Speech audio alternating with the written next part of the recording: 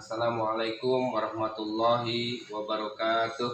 Waalaikumsalam warahmatullahi wabarakatuh. Selamat siang para mahasiswa semua. Ya, Pada hari ini kita akan melanjutkan materi mata kuliah pendidikan kewarganegaraan dengan materi yang akan kita bahas adalah hak dan kewajiban warga negara Indonesia.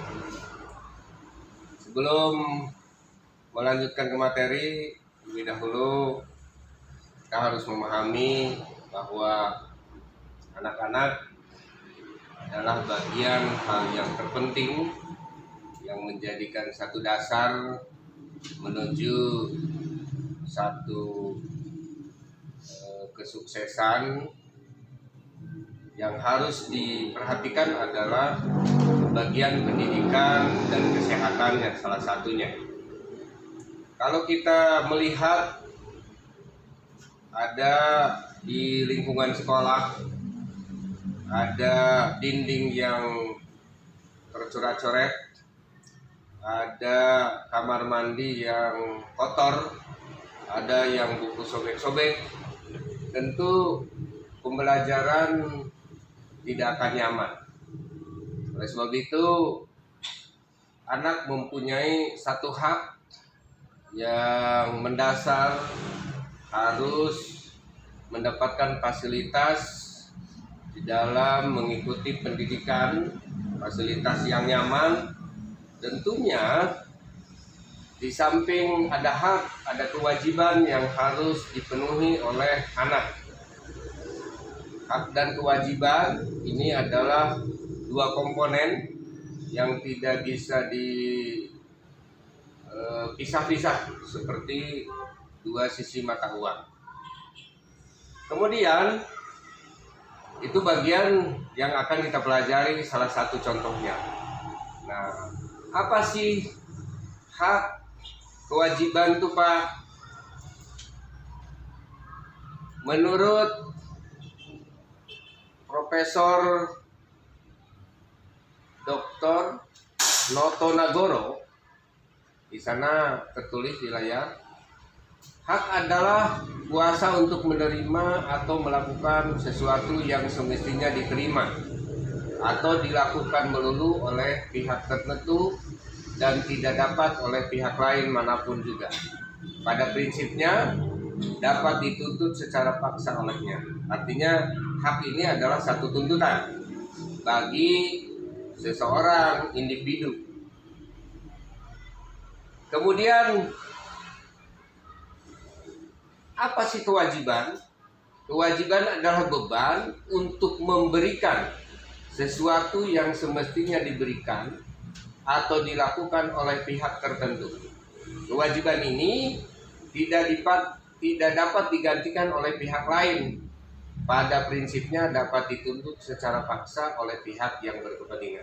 Jadi antara hak dan kewajiban tadi sudah Bapak sampaikan, dua komponen yang tidak bisa terpisahkan.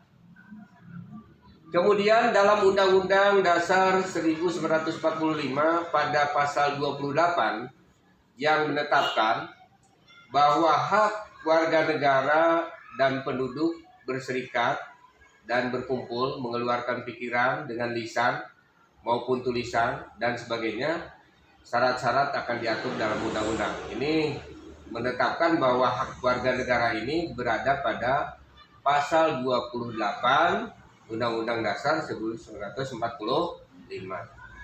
Nah, apa sih hak dan kewajiban warga negara? Ini ada dua macam. Yang pertama, wujud hubungan warga negara dan negara pada umumnya berupa peranan. Ada role di situ ya, peranan. Tadi hak. Kemudian ada hak dan kewajiban warga negara. Hak kewajiban warga negara Indonesia tercantum dalam pasal 27 sampai dengan pasal 34 Undang-Undang Dasar 1945 yang nanti akan kita pelajari berikutnya. Setelah kita mengetahui hak dan kewajiban warga negara, maka kita pelajari satu persatu. Apa itu hak warga negara? Hak warga negara adalah hak atas pekerjaan dan penghidupan yang layak. Ini tertuang pada pasal 27 ayat 2 yang menyatakan tiap-tiap warga negara berhak atas pekerjaan dan penghidupan yang layak bagi kemanusiaan. Ini di pasal 27 ayat 2 ya. Kemudian hak yang kedua, ini berada pada pasal 28A. Hak untuk hidup dan mempertahankan kehidupan. Di sana tertulis pada pasal 28 ayat 28A, setiap orang berhak untuk hidup serta berhak mempertahankan hidup dan kehidupannya. Jadi ada hak di situ ya, untuk mempertahankan hidup dan kehidupannya. Kemudian hak untuk membentuk keluarga dan melanjutkan keturunan melalui perkawinan yang sah. Ini berada pada pasal 28B ayat 1. Kemudian nomor 4, hak kelangsungan hidup. Setiap anak berhak atas kelangsungan hidup, tumbuh dan berkembang. Artinya si anak punya hak untuk hidup terus, hidup sampai tumbuh dan berkembang sampai dewasa. Tadi udah Bapak sampaikan bahwa si anak harus mendapatkan pendidikan yang bagus, mendapatkan kesehatan yang bagus diantaranya ya. Kemudian hak untuk mengembangkan diri melalui pemenuhan kebutuhan dasarnya dan berhak mendapatkan pendidikan, ilmu pengetahuan dan teknologi, seni dan budaya demi meningkatkan kualitas hidupnya, demi kesejahteraan hidup manusia. Ini tertulis dalam pasal 28C ayat 1. Kemudian yang keenam, hak untuk memajukan dirinya dalam memperjuangkan haknya serta kolektif untuk membangun masyarakat, bangsa dan negaranya. Artinya ada hal-hal yang perlu diperhatikan secara kolektif. Kolektif artinya ada satu perwakilan yang melekat untuk membangun masyarakat, bangsa dan negara ya. Jadi tidak bisa diri sendiri juga, artinya bisa berbarengan. Kemudian nomor 7, ini tertuang pada pasal 28D ayat 1, tertulis hak atas pengakuan, jaminan, perlindungan dan kepastian hukum yang adil serta perlakuan yang sama di depan hukum. Jadi jangan sampai ada istilah hukum itu tajam ke bawah, tumpul ke atas. Ini yang harus diperhatikan ya. Kemudian hak yang ke-8, untuk mempunyai hak milik pribadi, hak untuk hidup, hak untuk tidak disiksa, hak kemerdekaan pikiran dan hati nurani, hak beragama, hak untuk tidak diperbudak, hak untuk diakui sebagai pribadi di hadapan hukum, dan hak untuk tidak dituntut atas dasar hukum yang berlaku surut dalam hak asasi manusia yang tidak dapat dikurangi dalam keadaan apapun. Ini tertulis pada pasal 28I ayat 1 ya. Kalau tadi kita berbicara hak, sekarang kita berbicara kewajiban. Apa sih kewajiban warga negaranya? Tadi hak kita tuntut. Nah, kewajiban warga negaranya harus memperhatikan hal-hal sebagai berikut. Yang pertama, wajib mentaati hukum dan pemerintah. Pada pasal 27 ayat 1 berbunyi, segala warga negara bersama kedudukannya dalam hukum dan pemerintahannya dan wajib menjunjung hukum dan pemerintahannya itu dengan tidak ada pengecualiannya ya. Kemudian yang kedua, wajib ikut serta dalam upaya pembelaan negara. Jadi jangan sampai membela ya. Ada kelompok-kelompok yang nanti akan merobohkan negara. Pada pasal 27 ayat 3 Undang-Undang Dasar 1945 menyatakan setiap warga negara berhak dan wajib ikut serta dalam upaya pembelaan negara. Kemudian yang ketiga, wajib menghormati hak asasi manusia yang lain. Dalam pasal 28J ayat 1 mengatakan setiap orang wajib menghormati hak asasi manusia orang lain. Jadi kita tidak bisa berdiri sendiri, ya. Jangan gitu ya. Kemudian yang keempat, wajib tunduk kepada pembatasan yang ditetapkan dengan undang-undang. Dalam pasal 28J ayat 2 menyatakan, dalam menjalankan hak dan kebebasannya, setiap orang wajib tunduk kepada pembatasan yang ditetapkan dengan perundang-undangan yang dimaksud menjamin pengakuan serta penghormatan atas hak kebebasan orang lain, dan untuk memenuhi tuntutan yang adil sesuai dengan pertimbangan moral, nilai-nilai agama, keamanan, ketertiban umum dalam suatu masyarakat yang demokratis. Jadi kalau masyarakat demokratis itu harus mengedepankan lingkungan. Jadi tidak berdiri sendiri ya. Kita sebagai makhluk individual yang multidimensi harus memahami juga lingkungan sekitar. Yang kelima, wajib ikut serta dalam usaha pertahanan dan keamanan negara. Dalam pasal 30 ayat 1 Undang-Undang Dasar 1945 menyatakan setiap warga negara berhak ikut serta dalam usaha mempertahankan dan keamanan negara. Ya, bisa saja menjadi seorang polisi, menjadi seorang TNI, tapi itu kan bagian dari pekerjaan, bukan artinya masyarakat santai-santai. Mempertahankan keamanan di lingkungan itu bagian juga dari ikut serta dalam mempertahankan keamanan negara ya. Nah, tadi hak dan kewajiban sudah kita pelajari, haknya apa, kewajibannya apa.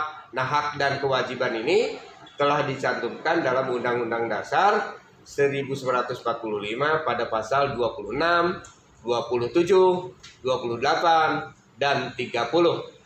Nah, yang pertama, pada pasal 26 ayat 1 yang menyatakan bahwa warga negara adalah orang-orang bangsa Indonesia asli dan orang-orang bangsa lain yang disahkan dengan undang-undang sebagai warga negara. Artinya ada warga negara lain, warga negara asing masuk ke negara kita, ingin menjadi warga negara kita, itu harus melalui beberapa proses yang nanti akan menjadi warga negara Indonesia yang sah, dan itu boleh menjadi warga negara Indonesia ya. Dan pada ayat 2 syarat-syarat mengenai kewarganegaraan ditetapkan dengan undang-undang. Jadi ada undang-undangnya, harus bagaimana di sana ada tertulis bahwa untuk menjadi seorang warga negara Indonesia itu ada beberapa persyaratan. Itu bagi masyarakat luar negeri. Kalau masyarakat Indonesia ya nggak usah persyaratan lagi karena berada di lingkungan negara Indonesianya ya. Kemudian pasal 27 ayat 1. Kalau tadi ayat 26, pasal 26 ayat 1, pasal 27 ayat 1, segala warga negara bersamaan dengan kedudukannya di dalam hukum dan pemerintahnya wajib menjunjung hukum dan pemerintahan itu. Pada ayat 2, tiap-tiap warga negara berhak atas pekerjaan dan penghidupan yang layak bagi kemanusiaan. Artinya negara ini menjamin. Oke, yang tadi sudah kita pelajari hak dan kewajibannya. Cuma ini pasal-pasal yang termaktub yang menangani berkaitan dengan hak dan kewajiban ya. Kemudian pada pasal 28 kemerdekaan serikat dan berkumpul, mengeluarkan pendapat, pikiran dengan lisan dan sebagainya ditetapkan dengan undang-undang. Artinya kalaupun kita mau menyampaikan aspirasi tidak boleh anarkis. Jadi ada aturan-aturan yang dibuat. Kalau di Indonesia karena berdasarkan hukum harus ada izin dari dari pihak kepolisian untuk ketertiban keamanan. Jadi jangan sampai anarkis, jangan sampai merusak lingkungan sekitar atau merusak kantornya dan lain sebagainya. Ini nggak boleh. Kemudian pada pasal 30 ayat 1, hak dan kewajiban warga negara untuk ikut serta dalam pembelaan negara, dan ayat 2 menyatakan pengaturan lebih lanjut diatur dengan undang-undang. Oke? Terima kasih. Itu materi yang Bapak sampaikan pada pertemuan kali ini. Kalau ada yang mau bertanya, silakan. Cukup? Oke, mangga. Kalau kan ya warga asing Ya. mau jadi warga Indonesia Tuh. ada persyaratan. Persyaratan. Terus persyaratannya itu apa saja? Ya. Persyaratannya diantaranya dia harus membawa dokumen dari negara asal yang menyatakan kepindahan ke negara Indonesia. Jadi ada semacam surat pindah kalau sekolah mah. Surat pindah yang menyatakan bahwa si A mau pindah, atau di kampus umpamanya di kampus A mau pindah ke Andina. Nah, Andina harus menerima mahasiswa itu dengan persyaratan awal, ada legalitas formal bahwa mahasiswa itu ada bukti otentik dasarnya. Oh, di sana sudah posisi di semester 3 umpamanya, berarti ke sini pindah ke semester 3, dan nanti ada nilai-nilai yang harus konversi. Ya kalau memang nilai itu sesuai, contoh seperti mata kuliah yang umum, seperti mata kuliah kewarganegaraan, mata kuliah agama, itu sama. Tapi kalau mata kuliah lain, ya harus menyesuaikan prodinya. Itu juga sama seperti warga negara asing yang mau masuk ke Indonesia, itu diantaranya. Ya nanti berarti kalau sudah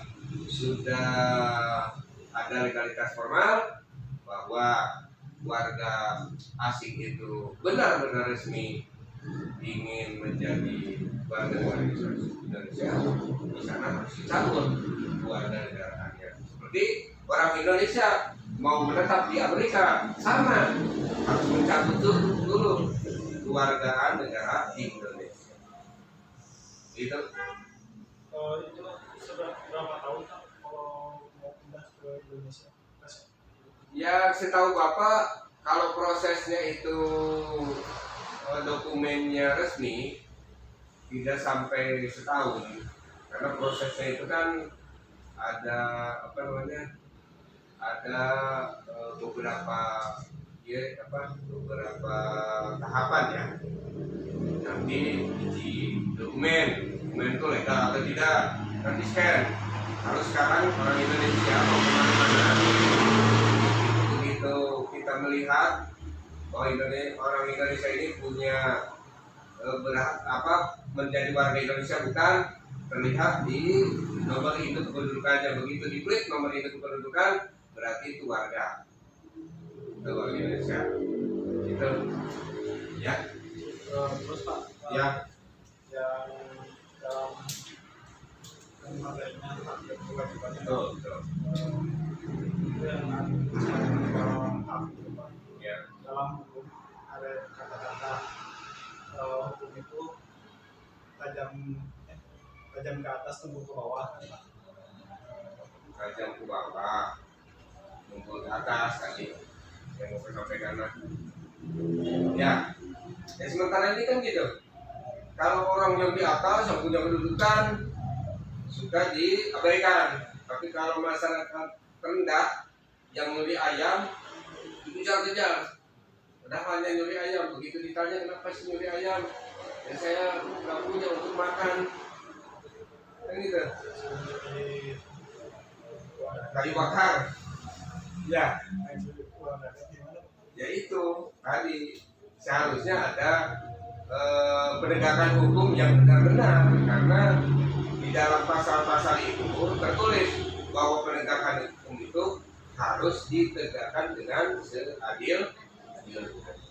Tapi menurut saya itu kebanyakan yang korupsi kelihatan di penjaranya itu enak gitu. Ya. Jadi nggak sama yang main ayam. Kenapa nggak disamain gitu? Ya, antara maling ayam dengan korupsi beda dong harusnya. goreng ayam ukuran ditahannya ya kira-kira berapa tahun gitu. Kalau korupsi kan kalau memang korupsi uang rakyat, rakyatnya sengsara, ya harus benar-benar diperhatikan itu tentang ini ya, penetapan hukumannya, jadi jangan sampai seenak-enaknya gitu ya. Biasa banyak penuh saya. Betul setuju, karena di dalam undang-undang itu ditegaskan bahwa hukum itu harus ditegakkan, entah itu pejabat, entah itu rakyat jelata, kalau memang bersalah harus kena hukuman. Betul nggak? Di sini cukup ya. Oke. Pada akhir nanti Bapak memberikan kuis, nanti kalian jawab dan nanti linknya Bapak akan share di grup untuk menjawab kelanjutan dari perkuliahan ini. Itu saja materi yang Bapak sampaikan pada pertemuan kali ini. Mudah-mudahan menambah hajat keilmuan buat kita semua. Wabillahi taufiq wal hidayah. Wassalamualaikum warahmatullahi wabarakatuh. Waalaikumsalam.